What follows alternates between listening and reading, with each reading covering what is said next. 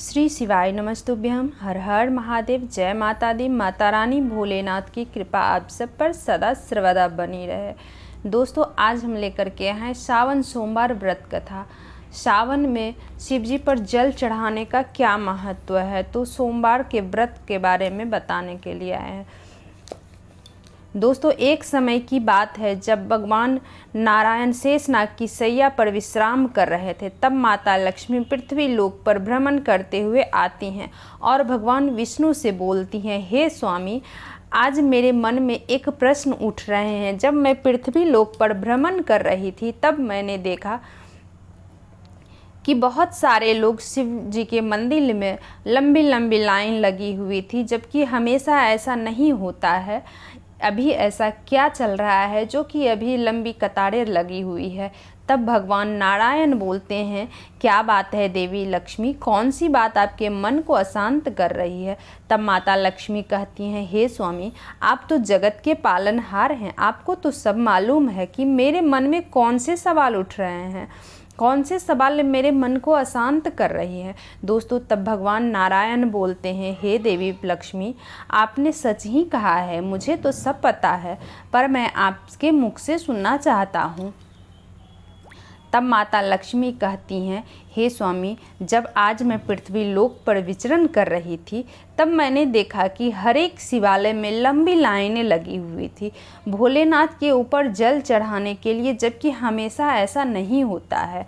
इसका क्या कारण है स्वामी। दोस्तों, तब भगवान विष्णु कहते हैं, हे देवी लक्ष्मी, अभी सावन का महीना चल रहा है, इसीलिए हर शिवालय में इतनी लंबी लाइन लगी हुई है। हे देवी लक्ष्मी, आज मैं आपको एक कहानी के माध्यम से बताऊंगा कि सावन महीने का महत्व क्या है। आप इस कथा को पूरी अवश्य सुने, और जो लोग भी इस कथा को पूरी ध्यान से सुनेगा उसे पूरे सावन में शिवलिंग पर जल चढ़ाने का फल प्राप्त होगा। तब देवी लक्ष्मी कहती है, हे स्वामी, मैं इस कथा को पूरी श्रद्धा और भक्ति से मन से सुनूंगी, कृपा कर आप कथा आरंभ करें। दोस्तों, अगर मेरे चैनल पर आप नए हो तो कथा शुरू होने से पहले कृपया आप मेरे चैनल को सब्सक्राइब कर लें, बेल बटन प्रेस करना ना भूलें, ताकि मेरे ऐसे ही वीडियो आप तक पहुंचती रहे। एक शहर में एक साहूकार रहता था।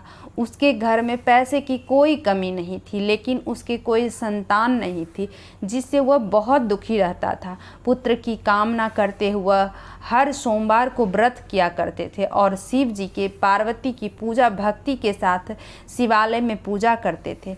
उनकी भक्ति देखकर माता पार्वती प्रसन्न हुई और उन्होंने भगवान शिव से साहूकार की इच्छा पूरी करने का अनुरोध किया। तब भगवान भोलेनाथ माता पार्वती की बात को सुन भगवान भोलेनाथ ने कहा, हे देवी पार्वती, इन संसार में प्रत्येक प्राणी को उसके कर्मों के अनुसार फल मिलता है। जो जैसा कर्म करता है वैसा फल उसे मिलता है, और उसके भाग्य में जो कुछ भी होता है उसे भुगतना ही पड़ता है। लेकिन माता पार्वती ने साहूकार की आस्था को बनाए रखने के मनोकामना पूरी करने की इच्छा प्रकट की।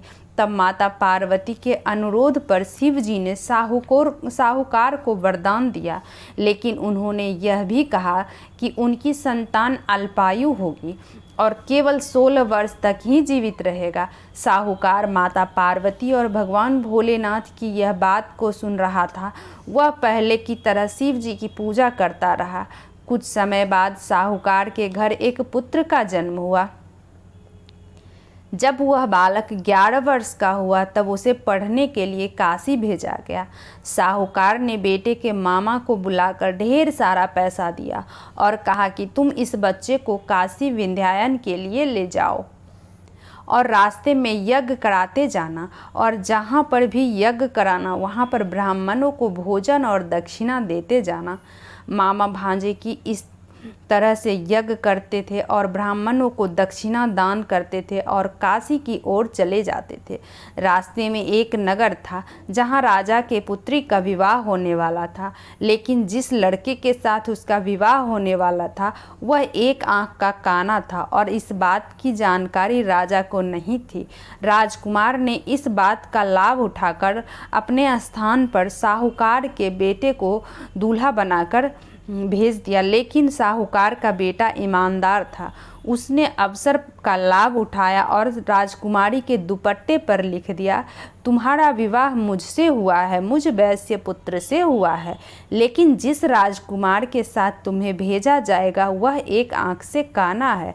अब मैं काशी पढ़ने जा रहा हूँ। जब राजकुमारी ने अपने दुपट्टे में लिखे शब्दों को पढ़ी तो उसने अपने माता पिता को यह बात बताई। तब बारात खाली हाथ लौट गया। उधर साहूकार का लड़का और उसके मामा काशी पहुँचे और वहाँ जाकर यज्ञ किया। लड़के की उम्र के दिन 16 वर्ष का था। यह एक यज्ञ किया जा रहा था। लड़के ने अपने मामा से कहा कि मेरी तबीयत ठीक नहीं है। मामा ने कहा तुम अंदर जाकर सो जाओ। शिवजी के वरदान के अनुसार कुछ ही समय में साहूकार के बेटे की जान निकल गई।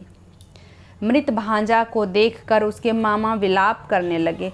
संयोग से उसी समय शिव और माता पार्वती वहां से जा रहे थे। पार्वती ने भगवान से कहा, हे प्राणनाथ, कौन इस तरह से विलाप कर रहा है? मुझे इसकी विलाप सहन नहीं हो पा रही है। आपको इस व्यक्ति की पीड़ा को सहना दूर करना ही होगा। जब शिवजी मेरे मरे हुए लड़के के पास पहुँचे तो उन्होंने कहा कि यह वही साहूकार का बेटा है जिसे 16 वर्ष का उम्र वरदान में मिला था। अब ये अपनी आयु जी चुका है। लेकिन माता पार्वती ने कहा, हे भोलेनाथ, कृपा कर इस बच्चे को अपने आयु प्रदान करें, नहीं तो इसका माता पिता भी मर जाएंगे। तब माता पार्वती के अनुरोध पर भगवान भोलेनाथ ने उस लड़के को जीवित रहने का वरदान दिया। भगवान भोलेनाथ की कृपा से वह बालक जीवित हो गया। शिक्षा समाप्त करके जब वह लड़का अपने मामा के साथ अपने नगर लौट रहा था तो दोनों चलते हुए उसी नगर में पहुँचे जहाँ उसका विवाह राजकुमारी से हुआ था। उस नगर में भी उसने यज्ञ का आयोजन किया। उस नगर के राजा ने तुरंत उसे पहचान लिया। यज्ञ समाप्त होने पर राजा व्यापारी के बेटे और उसके मामा को महल में ले आए और उन्हें बहुत सारा धन वस्त्र देकर राजकुमारी के साथ विदा किया। लड़के के मामा ने नगर पहुंचते ही एक दूत को भेजकर अपने आने की खबर भेजी। बेटे की जीवित वापस लौटने की खबर सुनकर व्यापारी बहुत प्रसन्न हुआ। उसकी पत्नी स्वयं को एक कमरे में बंद कर रखा था। भूखे प्यासे रहकर अपने बेटे की प्रतीक्षा कर रही थी। उन्होंने प्रतिज्ञा कर रखी थी कि यदि उन्हें अपने बेटे की मृत्यु का समाचार मिला तो वह अपने प्राण त्याग देंगे। व्यापारी अपनी पत्नी के साथ नगर के द्वार पर पहुंचा। अपने बेटे के जीवित होने और उसके विवाह का समाचार सुनकर उसकी खुशी का ठिकाना न रहा। उसी रात भगवान सुनकर उसकी शिव ने व्यापारी के सपने में आकर कहा, हे सेठ, मैंने तेरे सोमवार व्रत करने का और व्रत कथा सुनने से प्रसन्न होकर तेरे पुत्र को लंबी आयु प्रदान की है। ऐसा सुनकर व्यापारी काफ़ी प्रसन्न हुआ। तब श्री हरि कहते हैं, हे देवी लक्ष्मी, उम्मीद है आपके इस सारे प्रश्नों के उत्तर मिल गए होंगे। तब देवी लक्ष्मी कहती हैं, हे स्वामी, मुझे इस कथा के माध्यम से मेरे सारे प्रश्नों के उत्तर मिल गए हैं।